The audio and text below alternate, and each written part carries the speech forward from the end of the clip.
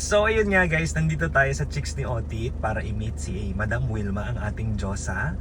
Kasi magpa-final meeting kami regarding sa kanilang Christmas party. Chicks ni Otit Christmas Party 2025. So samahan niyo ako. Let's go! Stop!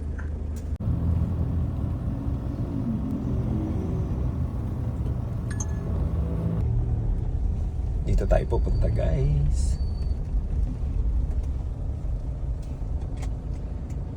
Chicks ni Otit. Pa-parking tayo.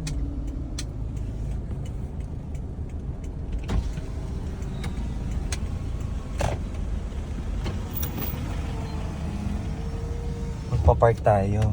Tapos busy siya. Ayun siya oh. Ayun oh, busy nagpapa-picture oh. Ayun sinasabi ko naman. So guys, nandito tayo sa Chicks ni Otit. Let's go! Pasukan na natin si Ate Wilma. Ay, ayan na ang bakla. Oh. Ay, pumayag din naman palang mag-host ng party ko. Oh.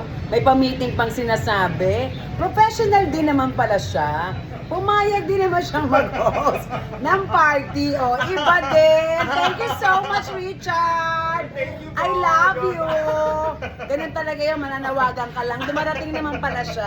Hindi ako naliligaw. Hindi siya Nandito naliligaw. ako sa 60 Ayan, taray. Mag-host din. Mag-host. At professional. Gusto pa ng meeting. Ang taray. Thank you. Guys, magre-review talaga ako sa weekend. Sobrang nakatulog ako. Pero nagising ako nung kinanta ni Ariana at saka ni Glenda the Good at saka Alphaba ang kanilang team song na For Good. At napakaswerte natin ngayong araw na to dahil dinalaw tayo na nag-iisang Alphaba.